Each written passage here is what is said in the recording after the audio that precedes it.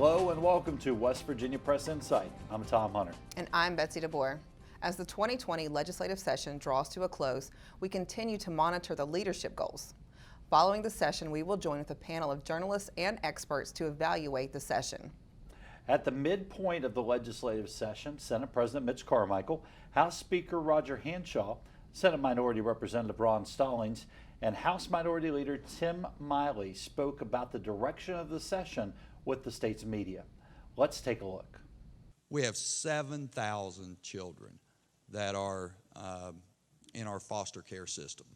And that should motivate each one of us to take an incredible effort to make sure that these children that perhaps have been dealt a bad hand in life for whatever reason now look to the state of West Virginia to help them meet their needs and to achieve all that they can be.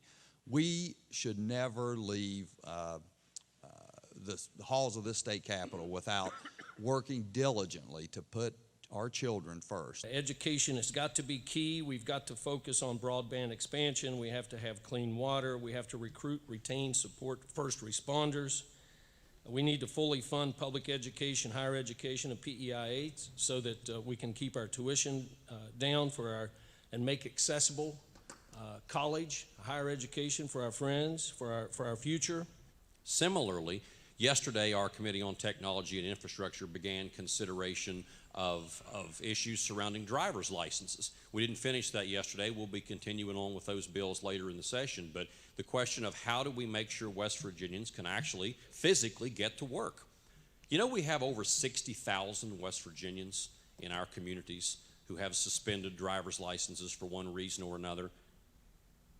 Many cite, as a cause for that, the misalignment of the civil process for driver's license adjudication and the criminal process. And when those two processes aren't aligned, we can have circumstances in which someone has been convicted of nothing, yet have his or her driver's license suspended and be unable to get to work. We think that's a problem because people who can't get to work can't provide for their families and can't be productive.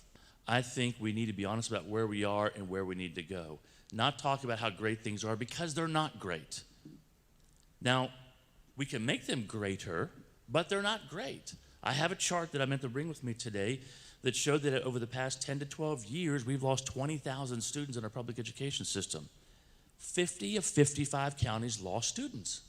Not 15 of 55, 50 of 55 counties lost students. The only ones who gained were Berkeley, Jefferson, Monongalia, Putnam, and somehow worked.